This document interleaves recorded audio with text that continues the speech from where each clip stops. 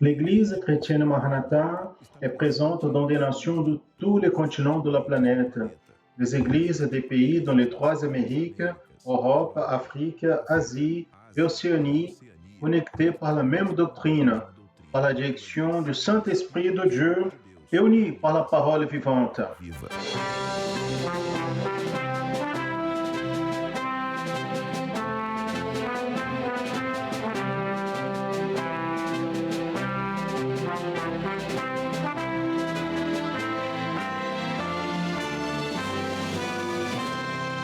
Des frères et sœurs de toutes les parties du monde participent d'un même culte, ensemble, dans un même corps et dans un même esprit. À travers le système de transmission, les membres de l'Église chrétienne Maranatha de toute la planète vivent un moment d'unité et de communion, comme l'ont vécu les Hébreux à leur sortie d'Égypte et les disciples avec le Seigneur Jésus à la veille de sa mort à la croix du Calvaire. Des personnes de toutes les parties du monde sont touchées par l'Évangile éternel et par le message du retour imminent du Seigneur Jésus.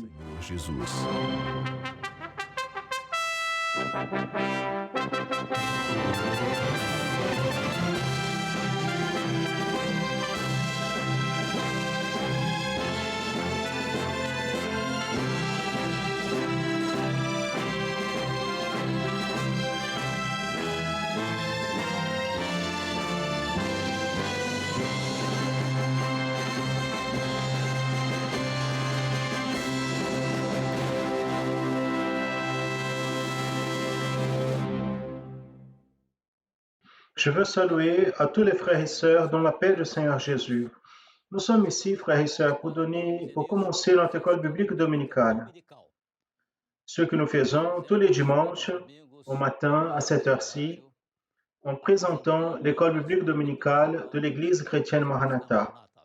Je veux vous inviter à participer avec nous de cette école biblique en commençant à partir d'une prière que nous allons faire au Seigneur en priant par le sang de Jésus afin de donner, pour commencer, vous qui êtes à la maison ou à l'église en présentiel, et vous pouvez nous accompagner dans cette prière. Vous pouvez vous mettre devant le Seigneur en communion avec Dieu afin que nous puissions prier au Seigneur notre Dieu. Nous allons prier par le pouvoir du sang de Jésus. J'invite à ceux qui peuvent se mettre à genoux afin que nous puissions faire cette prière dans la présence du Seigneur. Prions. Seigneur notre Dieu, notre Père qui est au ciel, nous prions toi, Seigneur, par le pouvoir que dans le sang du Seigneur Jésus, et nous supplions que ton Esprit Saint en ce moment puisse nous donner le pardon de nos péchés et l'accès à ta présence, dans la présence du Seigneur notre Dieu, à travers du nouveau et vivant chemin, le sang de Jésus-Christ. Seigneur, bénis nos vies pendant toute cette école biblique, bénis les foyers, les familles, les églises, afin que l'enseignement ce matin puisse servir de fortification de la foi. Nous prions ainsi dans le pouvoir du sang de Jésus, au nom de Jésus. Amen. Gloire à Dieu. Amen, vous pouvez vous asseoir. Je vais vous inviter maintenant à chanter avec nous louanges à notre Dieu. Nous allons chanter en glorifiant le nom du Seigneur notre Dieu.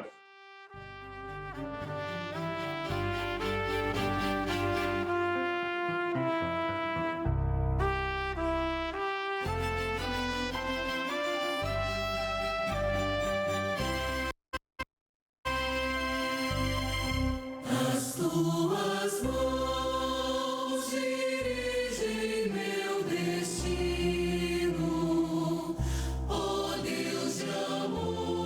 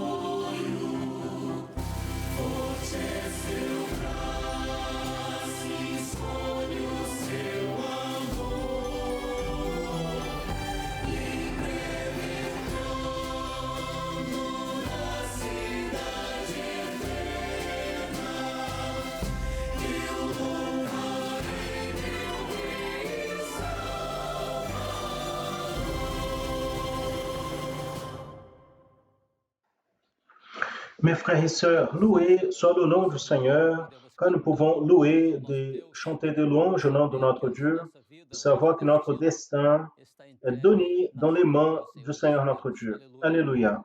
Nous allons maintenant commencer notre école biblique dominicale en continuant la thématique que nous sommes en train de traiter, liée aux rencontres avec le Seigneur Jésus. La rencontre du Seigneur Jésus avec des personnes, des groupes, des foules. Nous allons continuer dans un autre sujet sur cette thématique. Nous voulons informer que cette fois-ci, nous avons encore eu un record de participation dans un nombre qui dépasse 37 000 participations, y compris nos églises du Brésil, à l'étranger, et les vidéos qui ont été envoyées pour cette présentation de l'école biblique d'aujourd'hui. Nous sommes très heureux de cette participation si extraordinaire, pas seulement en nombre, mais aussi en contenu, des révélations, des études et des applications que les frères et sœurs ont fait dans les réponses à nos 4 questions qui ont été formulées pour cette école biblique dominicale. Nous allons maintenant avoir une manière un peu différente de la présentation de l'école biblique, car nous sommes maintenant en direct. Ici, présentant frères et sœurs en direct, et au même instant, le pasteur, il est en direct aussi de son appartement, dans l'étude qui a été fait chez lui. Et moi et lui, on va donc se partager ici de manière dynamique de présentation de l'école biblique de ce matin. Et je veux maintenant me diriger au passage de Tigui. Passage de Tigui, la paix du Seigneur Jésus, la parole est avec vous pour un mot d'introduction. Je veux saluer à tous les frères et sœurs dans la paix du Seigneur. Je veux aussi donc remercier le travail que le pasteur Jules a fait. Et c'est une nouvelle formule que nous faisons ici. Mais nous voulons apporter à nos frères et sœurs la manière la plus pratique, plus objective de l'enseignement. Et en cela, nous sommes en train de chercher la meilleure manière de nous présenter. J'ai une dispute ici avec le pasteur Jason pour savoir qui est le plus beau, parce que je pense que je perds, parce que donc de temps à autre, il se présente un peu mieux, mais c'est un serviteur de Dieu qui est là et nous sommes ensemble dans cette bataille.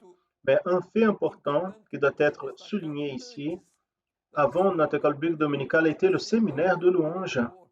Hier, des musiciens et de groupes de louanges. Frères et sœurs, nous avons reçu tellement d'emails, de participations qui nous ont apporté beaucoup de joie. Et tous les commentaires très bien importants parce qu'ils faisaient référence à des moments spirituels qui ont été vécus donc pendant ce séminaire. Et la grande majorité en disant, nous avons besoin de plus de séminaires comme ça. Et je veux dire aux frères et sœurs qu'en vérité, tout est fait à la mesure du possible parce que nous avons une responsabilité, pas seulement avec le Brésil, mais avec tout le monde. Et je veux dire à tous nos frères et sœurs que nous avons des réunions fréquentes avec des groupes à l'étranger et aussi au Brésil. Et j'aimerais aujourd'hui de souligner un groupe que nous avons dans l'Amérique centrale, des pasteurs extraordinaires. Donc, j'avais même séparé leur nom ici. On va laisser pour une autre occasion de citer le nom de ces pasteurs de l'Amérique centrale, sans oublier les frères et sœurs de l'Amérique du Sud et d'autres pays. Mais sont des hommes extraordinaires. Et nous sommes en train de voir la croissance de cette région de l'Amérique, ce qui nous réjouit énormément. Il y a une liderance très forte des hommes dédiés à l'opération et l'œuvre du Saint-Esprit. Je vais revenir ici dans un détail pour aborder ce que nous vivons. Nous avons eu 37 000 participations dans cette école biblique dominicale. Nous allons donc toucher un peu plus. Donc, nous pensons qu'on va avoir d'autres records. Mais en Europe occidentale, l'entrée de la Dinamarque, de l'église Copenhague avec le pasteur Atle. Nous avons aussi au Luxembourg, dans l'église de Witz, le pasteur Anderson Villas. Nous avons aussi l'église de Molange, au Malawi, du pasteur Sullivan. Mes frères et sœurs, nous avons beaucoup de contributions dans cette école de Vila Velha. Notre frère Luciano, diacre de l'église ici, pasteur de Piauí, avec des révélations extraordinaires. Ce qui est très important, c'est que nous sommes en train de voir qu'il y a un corps qui vit. Nous sommes en train de voir que le corps, il est chaque fois plus actif, plus vivant, en attendant l'espérance de la venue du Seigneur Jésus. Nous avons un peuple vaillant. Et cela nous réjouit chaque jour. Nous avons aussi un record de participation dans l'Amérique du Nord, qui a fait son record, et l'Amérique du Sud aussi. Dans l'Amérique du Nord, nous avons les États-Unis. Dans l'Amérique du Sud, nous avons la Bolivie. Et c'est intéressant qu'un augmente et l'autre accompagne dans le nombre de participations. Mais le fait aussi qui nous réjouit, c'est de voir que dans toutes les églises, toutes les participations sont faites de manière très pratique, objective. Les frères sont en train de faire correctement les réponses. Une sœur de 73 ans, elle a dit qu'elle n'avait pas de condition, elle lisait très peu la Bible, mais maintenant, elle fait partie des réponses. Là, une autre qui est malade, elle a dit, je vis un temps final, mais je suis en train de voir maintenant ce que je voulais voir dans ma vie. Mes frères, ce sont des moments difficiles, nous passons avec le problème de la pandémie, mais d'autre côté, nous avons des résultats extraordinaires. Nous ne pourrions pas laisser de souligner les églises de 30 églises du Brésil. Parmi les 30 églises au Brésil qui ont présenté le plus grand nombre de participations, nous commençons à voir que l'église d'Itaquera 2 de São Paulo a dépassé tout le monde. Après, il y a Diadema à São Paulo. L'Espírito Santo a pris la 3e place à Pinheiros. Ibirité est entré maintenant en Minas Gerais. C'est la 4e église avec le plus grand nombre de participations. Notre frère Valdemir. Et nous sommes en train de voir aussi de Salvador, de Bahia, nos frères Fernando Brotas, la 5e église. D'une manière générale, nous avons São Paulo avec 10 participations, Espírito Santo avec 7, Minas Gerais 7, Rio de Janeiro 3, Bahia 2, Pará 1. Parmi les 30, cela ne veut pas dire que les autres ne font pas partie, mais ceux-là sont ceux qui participent le plus. Nous glorifions le Seigneur. Donc, São Paulo, c'est extraordinaire. Il a dépassé tout le monde. Ce qui me réjouit beaucoup dans ce nombre, c'est Minas Gerais. Minas Gerais a fait un saut, presque en 2e place. Il était très en arrière, mais maintenant il arrive. Toutes les églises donc s'efforcent pour contribuer. Notre peuple vit un moment très spécial dans ce temps que nous sommes en train de vivre. L'Église se prépare pour le retour du Seigneur Jésus. Mes frères et sœurs, je vais passer donc, en vérité, qu'est-ce que le pasteur Gilson il veut, parce qu'il va poser une question que je suis en difficulté. Si je ne sais pas, lui-même, il va répondre. Donc, il n'a rien à me poser des questions difficiles. Hein, Gilson? Tu es un studio, je suis ici chez moi. Il y a un délai, il y a une petite différence de ton est naturel. Mais Gilson, qu'est-ce que tu veux? Tu peux dire. Je suis là pour répondre quelque chose que tu as pour me faire. Quelle est la question? Amen, mes frères. Nous allons donc donner séquence et présenter ici, tout d'abord, une réponse à notre première question dans le sujet qui a été formulé. Nous allons lire ici la formulation du sujet qui est exactement liée aux rencontres avec le Seigneur Jésus. Donc, l'énoncé de notre sujet est là. Nous continuons à mettre en évidence les diverses rencontres du Seigneur Jésus avec des personnes, des groupes et des foules, en soulignant les aspects historiques et prophétiques de ces rencontres. Très bien. Maintenant, notre première question, donc, nous allons formuler cette question et nous allons voir quelques réponses, parce qu'il s'agit des réponses des enfants et intermédiaires, qui sont des réponses rapides, de quelques secondes chacune. Nous allons présenter cette séquence et après, avant la deuxième question, nous allons passer la parole au pasteur Jodetti pour donner un commentaire sur la deuxième question, pour présenter donc les vidéos. Passons à notre première question. La première question dit le suivant.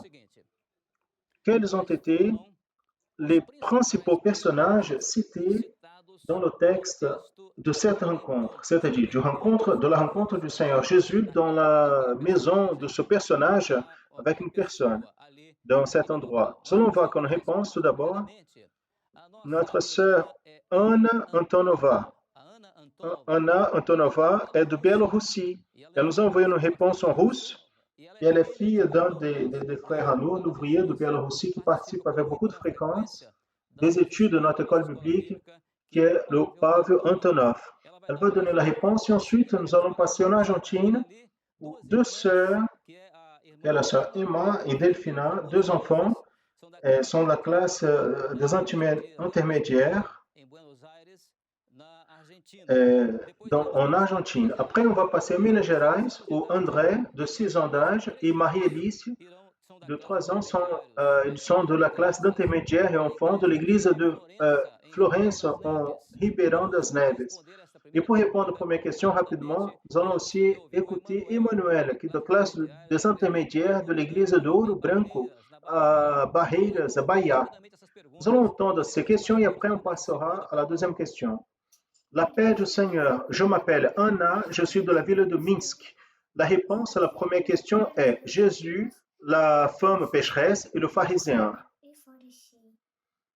Les personnages sont Jésus, le pharisien et la femme pécheresse.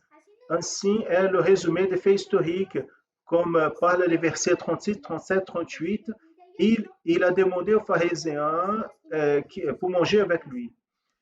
Il y avait une femme dans la ville, pécheresse, en sachant qu'il était à table avec le pharisien, il a amené un vase d'alabastre avec un parfum. Et en entrant par derrière à ses pieds, en pleurant, elle a commencé à verser ses larmes sur ses pieds et les essuyer avec les cheveux de sa tête. Il a baisé les pieds. Le Seigneur, la femme pécheresse et Simon. Jésus, la femme pécheresse et Simon. À tous, la paix du Seigneur Jésus. Maintenant, je vais répondre à la question numéro 1. Le Seigneur Jésus, le pharisien, qui est le religieux, et la femme pécheresse. Cela est écrit dans l'évangile de Luc, chapitre 7, versets 37, 39 et 40. À tous, la paix du Seigneur. Amen. Très bien répondu par nos frères et sœurs, très clair, les noms des personnages de cette rencontre. Nous allons maintenant passer à la deuxième question. Ensuite, nous allons voir une collaboration du pasteur Jodetti dans la réponse. La deuxième question, question 2 dit, faites un petit résumé des faits historiques qui identifient ce moment. Citez le numéro du verset. Très bien. Ce petit résumé, nous allons entendre de la participation de notre sœur, tout d'abord en langue japonaise, la sœur Raphaël Wish. Oui, on va voir le sœur Saulo va participer aussi de cette première réponse de notre question numéro 2. Le frère Sol, du groupe de jeunes de l'église de Rose de Pain 5. Et la sœur Manuel, aussi du groupe d'adolescents de Itaquera, ville de São Paulo, qui participe activement à l'école biblique dominicale. Pardonnez-moi ici, on va écouter le frère Sol et Manuel. Ce que j'ai trouvé, le verset 37 et 38, qui dit le suivant. La femme qui était pécheresse elle a su que Jésus allait passer dans la maison de ce pharisien. Elle a voulu avoir une rencontre avec le Seigneur. Et cette rencontre a été d'une manière très simple et humble. Ça a été dans le pleur, dans les larmes, et quand elle a essuyé les pieds de Jésus avec ses cheveux et le parfum. Le fait historique, nous pouvons voir en Luc chapitre 7, versets 37, 38, 39. La réponse est, le fait historique, c'est que le pharisien, il avait invité Jésus pour manger chez lui. Et quand Jésus est entré dans la maison de Simon, une femme qui était pécheresse, elle savait que Jésus était là. Elle avait apporté un vase rempli de parfums. Elle venait par derrière Jésus et elle a commencé à verser cela aux pieds de Jésus et essuyer ses cheveux, ses pieds avec ses cheveux. Et il les a embrassés, elle a baisé les pieds de Jésus et a oint avec le parfum. Quand Simon a vu son acte, il a dit, si lui il était prophète, il allait savoir quel est le type de femme qui le touche, parce qu'elle est pécheresse. La paix du Seigneur. Amen. Gloire à Dieu. Pasteur Jodetti, nous voulons maintenant entendre votre commentaire à propos de ces deux premières questions, afin qu'on passe à la troisième et quatrième question. La première question a été très bien répondue. C'était dans la parole, les personnages, Jésus le pharisien et la femme pécheresse. Dans la deuxième question, nous allons voir que le pharisien était un docteur de la loi. C'était comme Nicodème. Docteur de la loi, c'était un connaisseur profond de la Bible, de la Torah, qui était la loi. Donc Jésus était là devant un homme connaisseur de la loi. Ce que Jésus est venu faire, c'était différent de la religion du pharisien. Le ministère du Seigneur Jésus, nous pouvons dire, il devrait s'identifier de manière complètement différente de la religion, la religion du pharisien. Pendant que la loi punissait, ne donnait pas le droit aux gens, aux personnes, à une récupération, le Seigneur Jésus, il montre ce qui lui, le ministère, ce qu'il est venu faire. Le pharisien voulait poser une question parce qu'il voulait confondre Jésus par rapport à ce qu'il lui il pensait.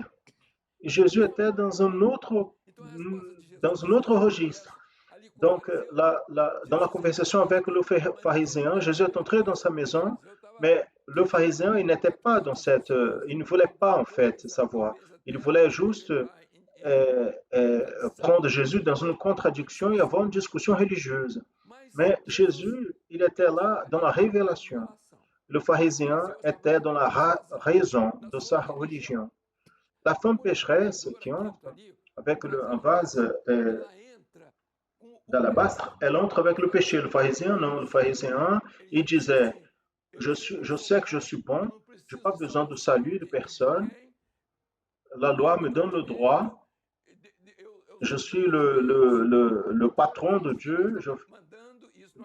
Donc, je fais ce que Dieu demande, mais cela ne se passait pas comme ça, bien évidemment. Mais Jésus, il était là pour répondre au péché de la femme qui est arrivée. Elle n'avait pas une autre chose à faire, sinon se mettre à genoux, et elle est venue par derrière. Parce qu'en vérité, elle ne voulait pas montrer son visage. Elle a dit, ce n'est pas moi qui a le droit, donc mon apparence, donc je suis en train je suis ici avec un vase de parfum. Tu vois Jésus, vous savez qui je suis? Jésus n'était pas intéressé à cela. Mais elle savait qu'elle n'était pas en train donc de se reporter à un religieux, mais au Seigneur Jésus. Le vase d'alabastre, c'était un vase qui était utilisé pour garder un parfum. Le parfum était très précieux à l'époque. Et d'ailleurs, c'était une manière qu'ils utilisaient beaucoup pour rendre les personnes, pour préserver, même dans le cas de mort aussi, Il y avait la préservation du corps pendant un certain temps à cause de ce parfum. Mais cette femme apportait ce vase, c'était l'argent elle avait reçu fruit de son péché. Dans le péché qu'elle commettait, elle avait une valeur qu'elle recevait de ceux qui étaient avec elle. Et elle a gardé cela et elle a mis au pied du Seigneur Jésus. Et le pharisien, il a dit, ben, cette femme, elle est entrée ici, je ne l'ai pas appelée. Pourquoi elle est entrée ici? Elle ne pouvait pas faire ça. Si Jésus savait, là, c'était dans sa tête. Mais Jésus connaît les cœurs. Il a dit, j'ai une chose à te dire. Le pharisien, il a pensé, il va dire que le repas était bon, les disciples étaient là, certainement. Des pêcheurs, ils étaient enthousiasmés parce ils mangeaient dans la maison du docteur. Jésus a dit, je suis entré chez toi et tu ne m'as pas donné de l'eau pour laver mes pieds. C'était commun de faire ça aux gens qui arrivaient de la marche dans le désert parce que personne n'utilisait des chaussures fermées, on n'avait pas donc de l'asphalte, c'était la poussière du désert. Et cette femme, elle n'arrête pas de pleurer et avec ses larmes, donc essuyer mes pieds. Elle n'était pas préoccupée avec ce que le pharisien était préoccupé. Le pharisien était préoccupé avec l'apparence, elle non. Elle était préoccupée, elle était avec son cœur tourné vers le Seigneur. C'était l'humilité de ceux qui recherchent le Seigneur. Elle était en train de représenter le péché. Et Jésus, de l'autre côté, a dit, si moi, en regardant le pharisien, qui était un religieux, si la religion condamne cette femme, qui va pouvoir sauver cette femme? Et là, il a été il a été amené à la croix du calvaire. Il a dit, si je ne meurs pas, si je ne vais pas au calvaire pour enlever la tête des gens, la religion, comme ce monsieur qui est là, donc cela a touché le cœur du Seigneur Jésus pour sauver cette femme à travers le sacrifice qui viendrait après. Donc, c'est vrai qu'il dit, ta foi t'a sauvé. Va en paix, ta foi t'a sauvé. Donc, voyez bien, ce n'est pas seulement cela. Le pharisien n'a pas salué Jésus. Il était commun, la salutation, c'était un baiser. Non, tu ne m'as pas baisé. Non, elle a dit, non, je ne suis pas digne de baiser ton visage. Le pécheur, il ne peut pas donc se mettre à la même statue de Dieu. Non, sa place est aux pieds de Jésus. C'est ce que Jean a dit. Je ne suis pas digne, même pas de délier les cordons de ses chaussures. Donc, le dernier prophète de la loi, Jean-Baptiste, il a dit ça. Mes frères, quand nous voyons les personnes qui veulent apparaître, les personnes qui veulent se montrer comme des personnes très importantes, nous sommes très tristes parce qu'en vérité, l'importance des gens doit se faire prévaloir dans la vie professionnelle, dans son art, dans sa vie séculaire, mais jamais par rapport à Jésus, jamais par rapport à l'Évangile. L'Évangile n'est pas un estrade ni un cirque pour que les gens puissent se présenter en fonction du rejet d'une vérité qu'un jour quelques-uns ont prêché. Donc cette apparence débile de l'homme qui veut se présenter comme une figure très préparée, avec des beaux gestes, des personnes qui sont émues devant un homme, pour Dieu, ça n'a aucune valeur. Donc la femme était aux pieds. Et elle a baisé les pieds de Jésus. Le pharisien, il est dégoûté de Jésus. Elle ne veut pas de communion avec Jésus. Elle ne veut pas. Le baiser, c'était la communion. Elle ne veut pas. Elle veut parler de Jésus, elle veut voir Jésus, elle veut utiliser Jésus pour apparaître. Le pharisien voulait cela. et il ramenait Jésus à l'intérieur de sa maison. Jésus était connu, cet homme fait des miracles, tout le monde veut le rencontrer. C'était la nouveauté du moment. Il voulait se promouvoir. Beaucoup veulent se promouvoir au nom de Jésus en parlant mauvais de son œuvre, en parlant mauvais de son sang, en parlant mauvais de la parole révélée, en parlant mauvais du Saint-Esprit, en enlevant des gens du chemin. Mes frères, la femme pécheresse, elle était là, au pied du Seigneur, essuyait avec ses cheveux. C'était la pensée du pécheur. Maintenant, repenti. C'était tout au pied. C'est le chemin, pas du chemin. Elle était dans le chemin. Elle savait que son endroit, c'était par terre, c'était dans le chemin. Elle n'avait rien à vouloir se mettre au niveau du Seigneur Jésus. Le pharisien se trouvait plus que le Seigneur Jésus. Il n'avait pas besoin de faire cela. Il n'a pas donné de l'eau, il n'a rien donné pour laver les pieds de Jésus, il n'a pas fait donc le baiser, il n'a pas oindre ses cheveux. C'était commun à l'époque de passer de l'huile sur les cheveux parce que les vents du désert donc touchaient les cheveux, la sécheresse du désert, la poussière, les gens arrivaient avec un visage déformé et les cheveux n'importe comment. Donc en arrivant à la maison, il passait l'huile, il donnait l'huile afin que la personne puisse passer dans ses cheveux, afin que les cheveux puissent se mettre dans sa position et le visage soit clair et défini. La personne peut être c'est la pensée de l'homme ajustée par le Saint-Esprit. Jésus, il est arrivé à la maison, il a dit, Simon, tu ne m'as pas oindre, tu ne m'as pas donné l'huile pour passer. Mes frères, les personnes veulent Jésus pour l'utiliser, pour lui dire, regarde ici, entre ici, regarde qui est dans mon église, dans ma religion, regarde comment nous sommes importants. L'œuvre de l'Esprit n'est pas comme ça. L'œuvre de l'Esprit, elle glorifie le Seigneur Jésus et nous, comme des pécheurs, nous luttons pour cette œuvre qui lui appartient, qui n'est pas à moi, n'est pas à vous, mais c'est à lui. Et nous faisons question de dire que notre projet est exactement dans l'humilité devant lui, devant le Seigneur Jésus. Mes frères, ainsi, la doute du pharisien par rapport à l'omniscience de Jésus était naturelle. Celui qui n'a pas de révélation, pourquoi l'omniscience? Celui qui ne croit pas dans l'œuvre de l'Esprit, pourquoi révélation? Pourquoi la parole révélée? Il revient à la tradition religieuse pour faire tout ce que tout le monde sait déjà, des choses du passé, l'époque médiévale, parce que quelqu'un se dit ceci, quelqu'un dit cela.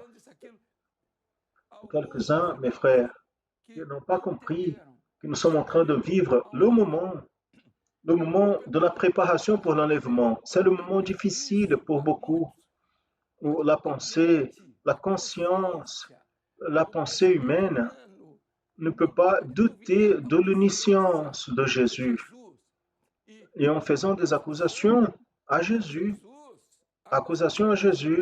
il n'est pas prophète, parce que s'il était prophète, l'esprit de prophétie, ils ne veulent pas l'esprit de prophétie. Nous sommes avec la parole, il lit 3 versets pour définir des choses que personne n'a plus besoin de ça. Et en amenant les gens à l'erreur, au péché, à l'éloignement de Dieu. Donc, voici une histoire entre Jésus, entre le salut, entre le sauveur et le religieux. D'ailleurs, parle de Jésus, parle au nom de Jésus. C'est si vrai qu'il a ramené Jésus dans sa maison, mais il n'a pas eu un vrai rapport entre eux. Jésus n'a pas besoin d'éloges. L'évangile n'a pas besoin d'éloges. L'évangile doit être vécu. Le nom a changé. L'évangile de Jésus a changé vers une histoire à propos de Jésus. Il a laissé la pratique des enseignements de Jésus pour raconter des histoires à propos de Jésus. Non, je suis dans la parole, tu es dans la lettre. La parole, c'est celui qui vient de l'esprit. C'est le mystère qui est dans la parole. Et c'est pour cela que nous avons été appelés. Et là, vous pouvez voir, et là, il y avait un mystère.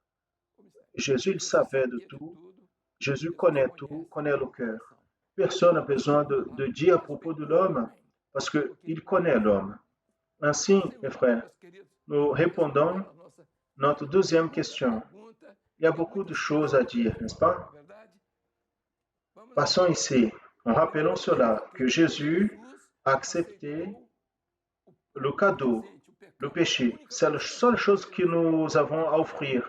La seule chose qu'elle avait à offrir, c'est ça. Il a dit, femme, ne pêche plus, par ta foi t'a sauvé. C'est la situation du pécheur quand il se donne au Seigneur Jésus, quand il se donne au pied de Jésus. Il n'a pas besoin de dire, je suis quelqu'un. Non, tu n'es rien. Tu peux faire même une promotion très bonne dans les médias, dans les réseaux sociaux, mais toi, tu n'es rien. Personne n'est rien. Et nous devons comprendre cela en tant que serviteurs de Dieu. Une œuvre comme celle-ci n'admet des promotions personnelles.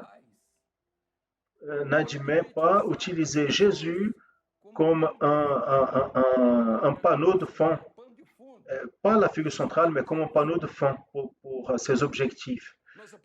Mais bien aimé, notre parole, c'est de définition ici. Nous sommes en train de vivre cela. Nous ne sommes pas en train d'accuser quelqu'un, mais nous sommes en train de dire que nous ne pouvons pas tomber dans ce filet du pharisien.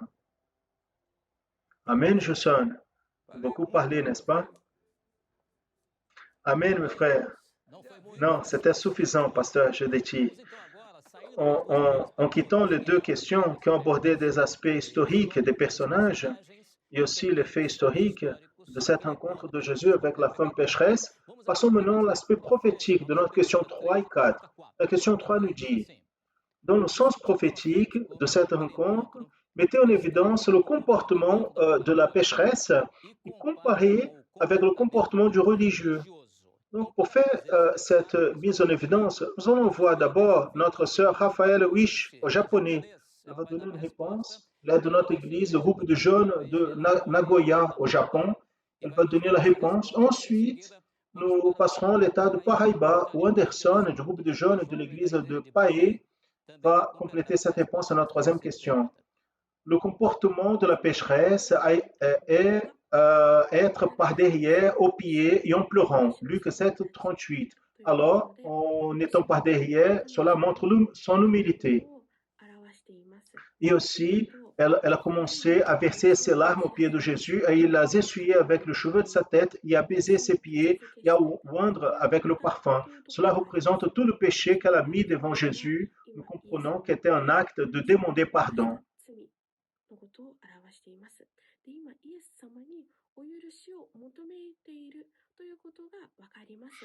Nous voyons maintenant le religieux. Dans son cas,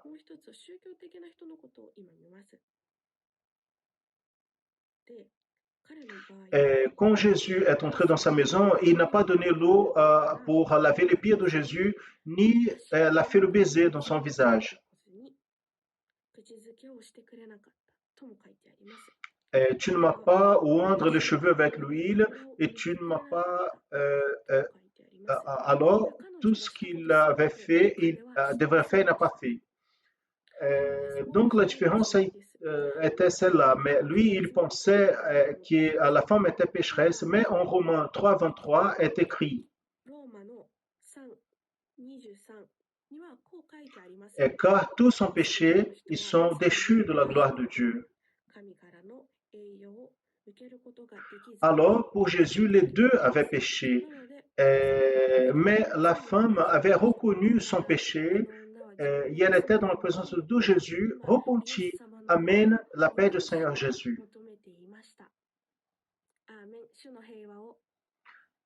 Nous voyons ici dans la parole, dans le verset 44, le chapitre 7 de Luc, que Jésus, quand il entre dans la maison, le religieux ne donne pas l'eau pour les pieds de Jésus, mais la femme, quand elle entre, elle lave les pieds de Jésus avec sa larme et les essuie avec ses propres cheveux. Le verset 45 dit que le religieux n'a pas fait le baiser à Jésus. Dans plusieurs versions de la Bible, parle que le religieux n'a pas salué Jésus avec le baiser.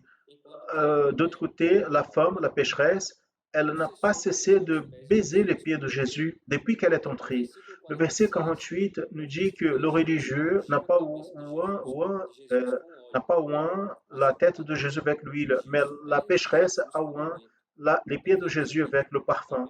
Nous voyons ici que le comportement de la pécheresse, c'était d'humilité, de craindre au Seigneur et euh, donc le fait de se repentir de ses péchés.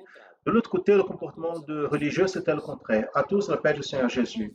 Amen, mes frères. Passons maintenant à l'aspect prophétique aussi dans la quatrième question, notre rencontre de Jésus avec la femme pécheresse. La question est la suivante. Dans le concept de Jésus, qui a plus péché? Deuxième question, qui a été plus pardonné? Et la troisième question, pourquoi? Et nous allons ici collaborer avec les frères et sœurs avec la réponse en présentant une réponse tout d'abord de Rubens, du groupe d'ouvriers de l'église de Vila União, au Almas, dans l'état du Tocantins. Après, le Rio de Janeiro, où Flavio, de l'église d'Itacuruçá, va donner la réponse. Je vais juste faire une observation. Dans notre programmation précédente de 9h30, la dernière personne qui a été présentée était avec le nom de Francielle, mais ce n'était pas Francielle. Celle qui parlait, c'était Bruna, de l'église de Veracruz, Passo Fundo. Juste une correction, une faille technique que nous avons faite. Passons donc à la réponse à la quatrième question. Donc, la deuxième, selon ce qui est écrit dans l'évangile de Luc, chapitre 7, versets 36 à 50, qui a plus péché? Ça a été la femme pécheresse et aussi a été elle qui a été plus pardonnée. Et le pourquoi est écrit à partir du verset 44, quand dit que cette femme elle est entrée dans la maison de Simon le pharisien et là, elle a lavé les pieds du Seigneur avec ses larmes et a essuyé avec ses cheveux.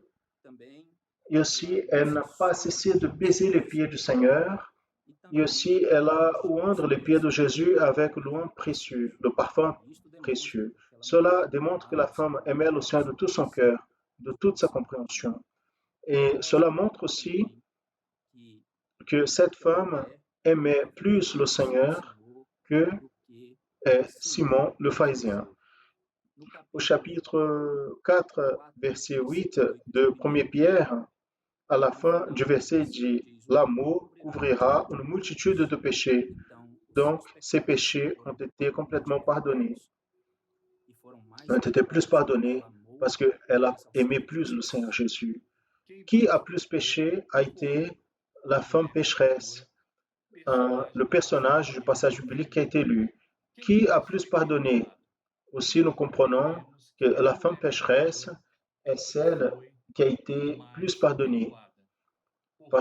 Pourquoi? Parce qu'elle a aimé plus la venue du Seigneur que le pharisien Simon. La clé pour comprendre cette question se trouve dans le verset 47 au chapitre 7 de Luc qui dit « Pour cela, je te dis que ces plusieurs péchés lui sont pardonnés parce qu'elle a beaucoup aimé, mais celui à qui peu est pardonné, peu aime.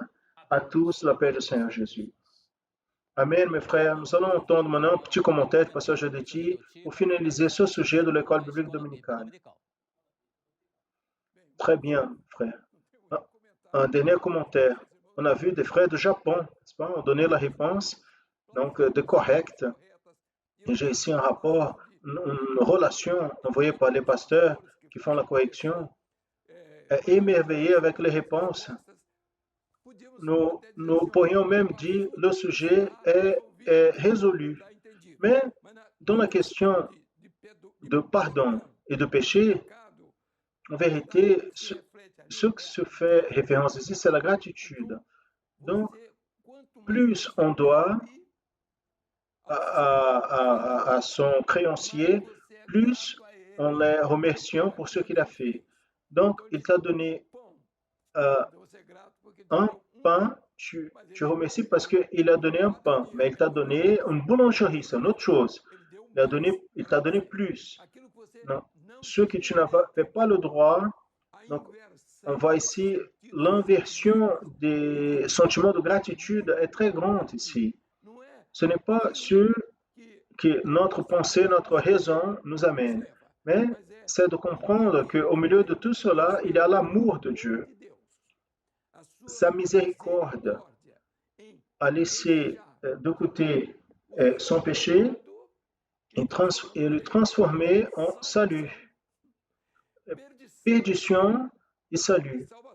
Et au milieu de tout cela, il se trouve l'amour de Dieu, sa grâce, son sacrifice qui à nous, qui, qui nous touche beaucoup. Ça, c'est une raison de gratitude. Comme nous avons déjà fait une observation dans divers aspects aujourd'hui, je vais faire quelques questions ici pour dimanche prochain, afin que les frères, les questions vont venir, vous allez voir les questions, mais je veux juste me faire référence au dimanche prochain. Voyez bien, les frères, ce que nous voulons de nos frères dimanche prochain, le sujet est en Luc 7, de 11 à 17, qui parle à propos du Seigneur Jésus quand il entre dans la ville de Naïm. J'aimerais même observer que les frères puissent faire, on peut dire, puissent apporter quelques informations géographiques à propos où se trouvait cette ville de Naïm par rapport à l'origine d'où Jésus venait. Jésus venait de Capernaum. C'était au nord de la mer de Galilée. En descendant, il arrive à Naïm. Possiblement, nous allons montrer quelques photos de Capernaum, le lac de la Galilée dimanche prochain. La ville, j'ai déjà dit Naïm, la ville de Naïm, la ville de Capernaum. Nous allons porter quelque chose ici et certainement ceux qui ont eu quelques informations sur les distances, c'est très bien parce que Jésus, elle quitte Capernaum, il va vers Naïm. Maintenant, allons voir. La réponse est là. Il marchait vers le sud. Et quels étaient les principaux participants de ce moment? Je veux savoir, vous allez lire le texte, vous allez lire. Quels étaient les participants? C'était Jésus, la foule, c'est un exemple. Maintenant, dans le scénario prophétique, parce que on était en train de parler du scénario historique. Maintenant, dans le scénario prophétique, nous allons voir la signification des personnages qui étaient là et des faits. Donc, il y a quelques questions. En considérant Israël, Église et les gentils, donc, nous sommes en train de donner un point de départ dans la suite prophétique. Répondez les items ci-dessus. Quelle est la figure que la veuve représente dans ces trois items? Elle représente Israël, l'Église ou les gentils, la veuve.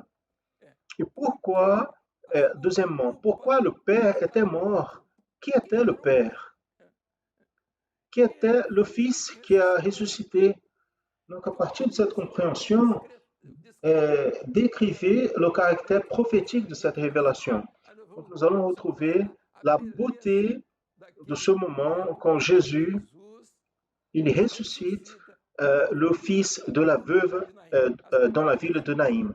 Donc, les questions vont être formulées, vous allez recevoir, vous allez pouvoir travailler en répondant, en regardant le côté prophétique. Nous avons l'historique, géographique, comme nous pouvons dire, vous retrouvez la ville de Naïm et d'où Jésus venait, qui était le verset 1er du chapitre 7 de Luc, et la distance qu'il a parcourue, s'il allait vers le nord, vers le sud, afin que vous puissiez voir les marches, comme ils étaient. Et c'est lui qui a une petite colocation, un tracé, 2-3 lignes. La mer de Galilée est ici, la ville de Capernaum est là, et la ville de Naïm est là. Donc, celui qui connaît sa distance peut même plus nous informer parce que même moi, je ne sais pas. Je confesse que je suis intéressé. Vous voyez le plan, la ville de Capernaum, Naïm, voilà. Donc, Capernaum, à côté de la mer. Ensuite, il y a, voilà, Naïm. Voilà, Naïm. Ah, maintenant c'est correct. Vous voyez la distance que tu as de Jérusalem? Regardez, nous sommes en train de commencer à comprendre. Quelques questions qu'on fait, c'est très simple, mais elles ne sont pas simples. Si tu ne connais pas un peu du sujet, donc tu n'arrives pas à la révélation. Il est nécessaire de lire le texte et de méditer. Mais bien aimé, je crois que nous avons maintenant une information qui doit être faite naturellement, officiellement, donc la suspension des activités présentielles dans toute l'œuvre, dans toutes les églises du Brésil. Et, et aussi, toutes les églises du Brésil, à partir de lundi, elles ne seront pas ouvertes pendant une semaine. Vous allez attendre les déterminations à partir de ce week-end, le week-end prochain. Parce que nous sommes en train de voir donc une détérioration de la situation, la pandémie ici au Brésil. Nous avons eu donc la troisième mutation du virus est annoncée déjà ici au Brésil. Donc le pasteur n'a pas besoin d'aller à l'église, des sœurs, personne. Vous pouvez faire, mais si vous attendez la détermination, les églises seront fermées. Il n'y aura pas de réunion présentielle. On va épargner notre peuple. Nous sommes en train de perdre des frères, des personnes amies, aimées, à cause du manque de ce soin-là. Donc l'Église chrétienne Maranatha a très intérêt que les chrétiens, tous, puissent aller au ciel, mais pas maintenant. Quelques-uns dans son jour correct et au moment choisi par Dieu. Donc, préservez-vous, notre glorification, nous glorifions les frères et sœurs pour la vie de nos frères et sœurs. Nous mettons la participation des frères qui nous envoient des orientations, des demandes. Je veux dire que je lis pratiquement tout. Tout ce qui est possible, nous lisons, nous prenons connaissance de toutes les informations. Les frères nous donnent toutes les suggestions, nous sommes en train de répondre dans la mesure du possible. Quelques-uns ont l'appel même pour dire, mon frère, ce que tu as écrit là, ce n'est pas possible. Ainsi, mes frères, nous sommes arrivés à la fin.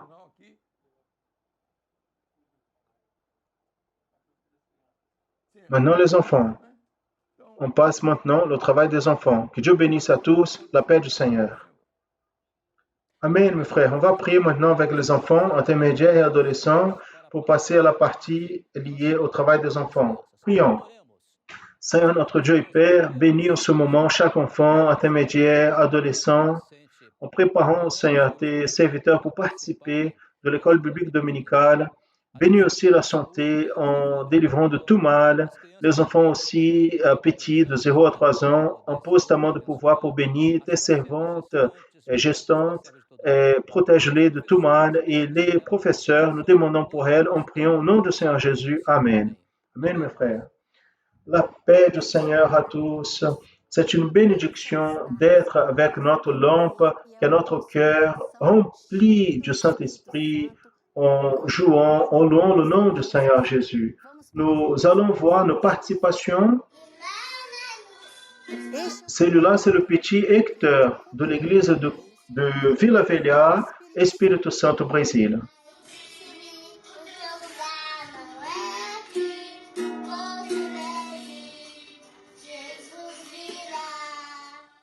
Celle-ci est la petite Alicia de l'église Saúl de São Paulo.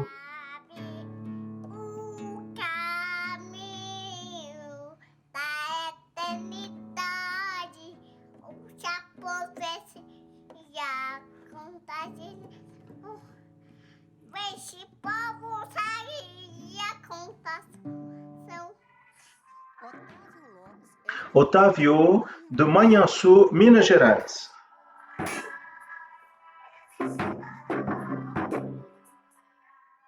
l'intermédiaire Béatrice de l'église de Madureira, Rio de Janeiro.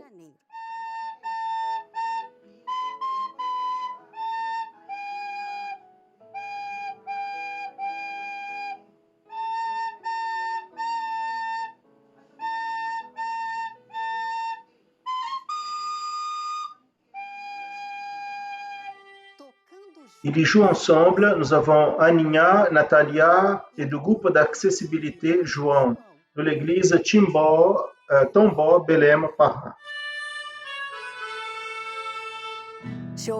Giovanna Boni de l'église d'Oxford en Angleterre.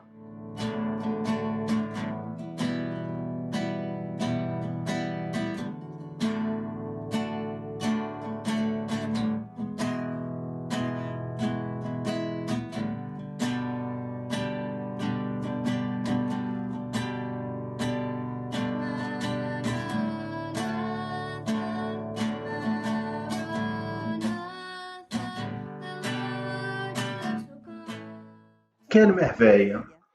Nous sommes en train d'apprendre de manière simplifiée la louange J'ai une lampe. Et dans l'étude précédente, je vous ai demandé de séparer quelques instruments de percussion. Mais avant, je vais expliquer la division de la louange telle comme il est dans le cahier de chant. L'introduction, c'est ce que nous apprenons dans l'étude. Le cœur, c'est J'ai une lampe, elle est remplie d'huile. Et nous avons deux couplets. Le premier, allume ta lampe, et le deuxième aussi, lampe vide, je ne veux pas. Nous allons commencer avec la demi-lune. Dans l'introduction, nous allons jouer au premier temps, après le deuxième en silence. Dans notre division de la même manière, au troisième division, on va jouer au premier, deuxième temps, et le quatrième, le premier temps et le deuxième temps, ça sera en silence. On va faire comme ça, regardez. 1, 2, 1, 2, 1, 2, 1, 2. Le cœur, on ne va pas jouer. Nous allons jouer, chanter avec toute joie. Et les couplets 1 et 2, ils seront comme l'introduction. Et à la fin, nous allons refaire. Nous allons retenir les 4 tons, comme ça. Jesus vai voltar. Maintenant, nous allons apprendre comment on va faire dans la clave. Donc, avec les petits bâtons là, on va faire un contretemps au début avec la demi-lune. Et après, on va faire avec la demi-lune. Regardez comment on va faire. Le premier, c'est le silence. Le deuxième temps, on joue. Après le silence, après on joue. Après le silence, après on joue et silence. Regardez, on va faire comme ça. 1, 2, 1, 2, 1, 2, 1, 2. Au cœur, on va jouer aussi. Le premier temps, deuxième silence, premier, deuxième silence, et ainsi de suite, tout le cœur. Comme ça, on va avoir une phrase musicale. 1, 2, 1, 2, 1, 2. Mais il y a un moment où nous allons chanter les mots reviendra, il reviendra. On va jouer ensemble avec les syllabes, comme la mélodie, comme ça.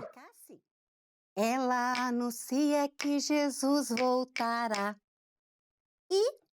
Et les couplets 1 et 2 seront égaux à l'introduction.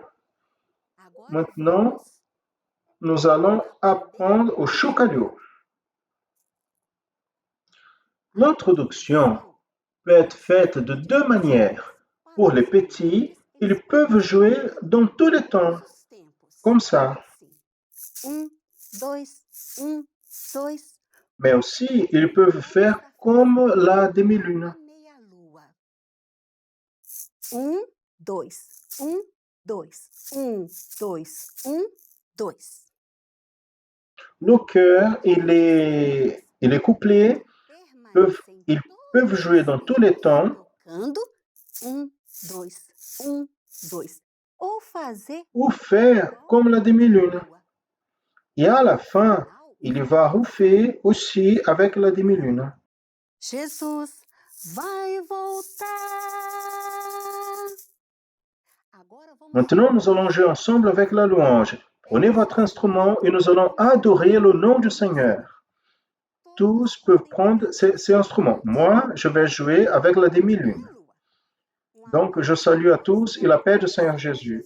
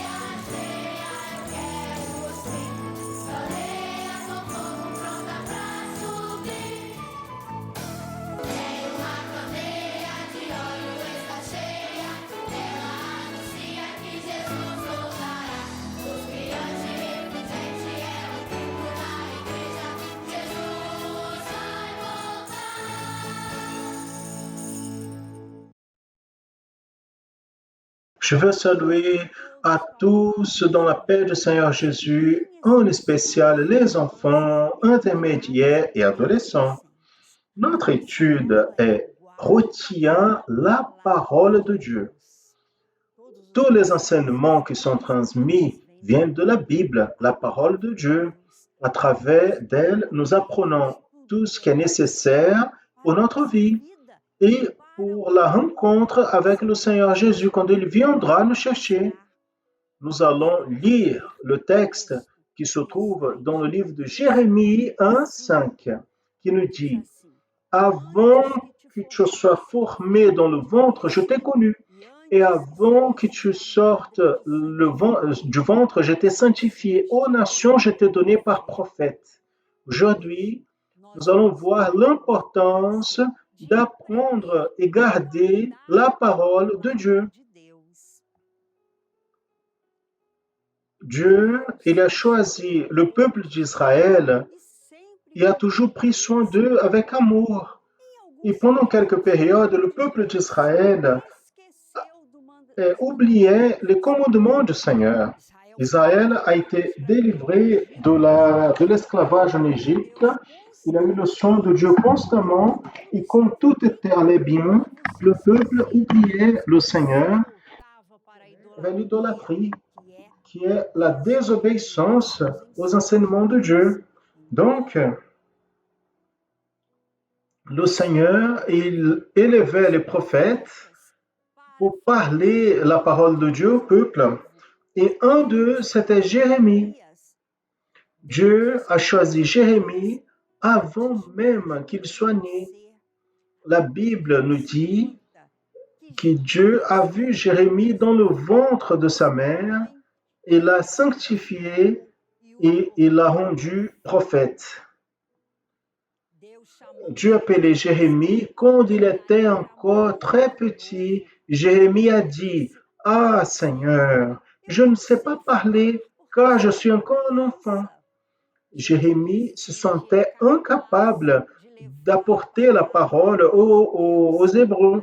Et Dieu lui a dit, ne dis pas, je suis un enfant, car par où tu iras, tu iras.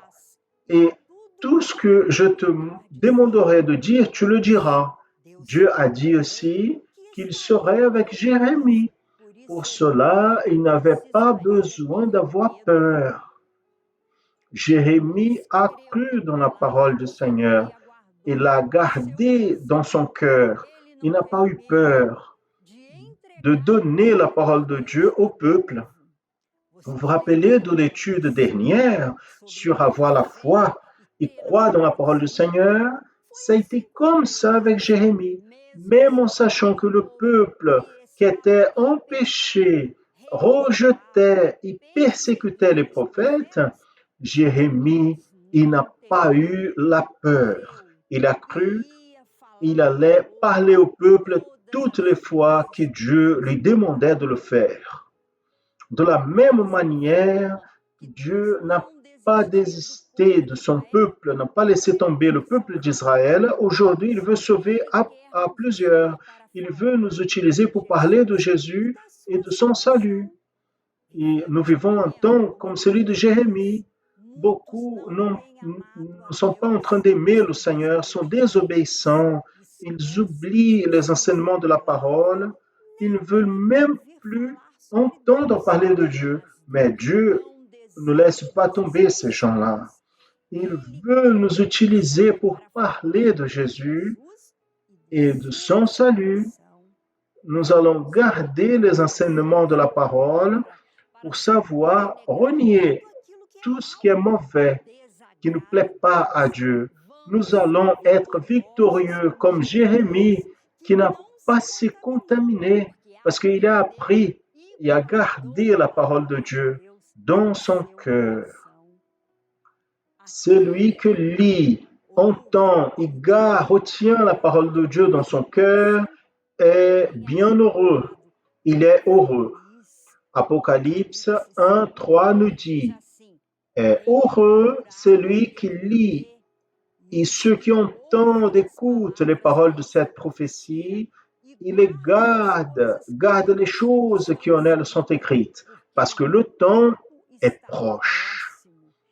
Donc, mes bien-aimés, allons-nous lire, entendre, écouter, garder la parole de Dieu dans notre cœur. Retenir la parole, c'est préserver, c'est pratiquer tout l'enseignement où qu'on soit. Et de cette manière, on sera heureux et on sera prêt pour la rencontre avec notre Sauveur Jésus. Amen, bien-aimés, la paix du Seigneur.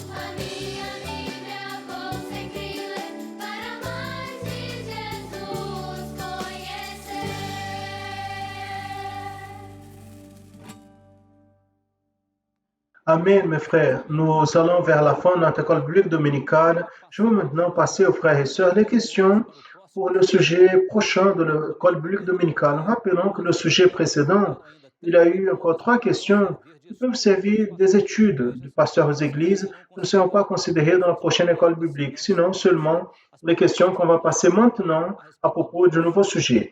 Nous allons donc à la première question.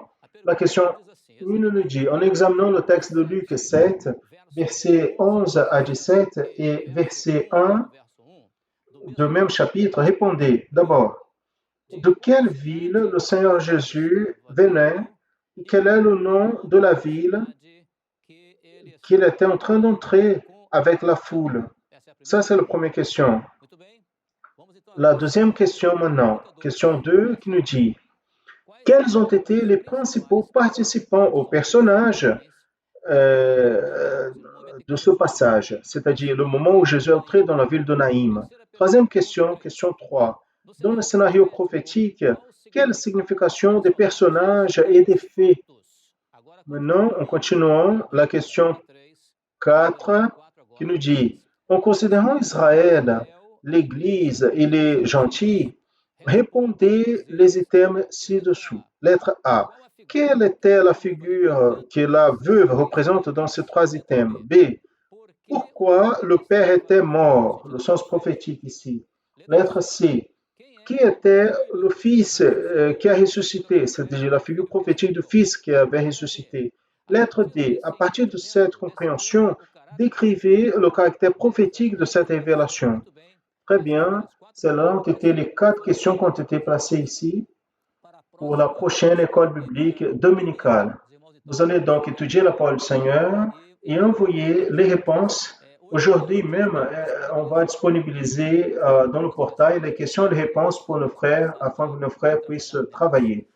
Nous voulons maintenant présenter, les frères et sœurs, la programmation d'aujourd'hui avant de finir, car d'ici peu à midi, nous allons voir à midi la transmission spéciale liée au sujet des témoignages de l'école biblique dominicale de nos églises à l'étranger. Plus tard, à 14 heures, nous allons voir la programmation, les réseaux de TV, la programmation en annonçant l'évangile éternel par la télé. À 15 heures, nous allons avoir une autre transmission pour toute l'Église, cela au Brésil, de témoignages de l'école biblique dominicale et les réponses à 15 heures du Brésil. Et nous rappelons le soir, n'oubliez pas d'être lié à notre canal YouTube pour participer du culte. Le culte est le message que le Seigneur a pour nous ce soir. Ainsi, nous terminons cette partie de l'école biblique dominicale. Nous allons prier au Seigneur, demandons à ceux qui peuvent se mettre debout pour prier au Seigneur pour finir l'école biblique dominicale. Prions. Seigneur, notre Dieu et Père, nous te louons. Nous bénissons à toi, Seigneur, pour la richesse de l'enseignement de ta parole et la fortification de notre foi à travers la doctrine qui nourrit notre âme, fortifie notre foi dans cette école biblique dominicale. Nous prions et nous glorifions ton nom. Et au nom de Jésus, nous disons que la grâce du Seigneur Jésus, l'amour de Dieu notre Père et la consolation du Saint-Esprit soient avec vous, frères, et tous les serviteurs de Dieu, depuis maintenant et pour toujours. Amen. Gloire à Jésus. Ainsi, mes frères, on termine notre école biblique dominicale. Nous souhaitons à tous la paix du Seigneur Jésus.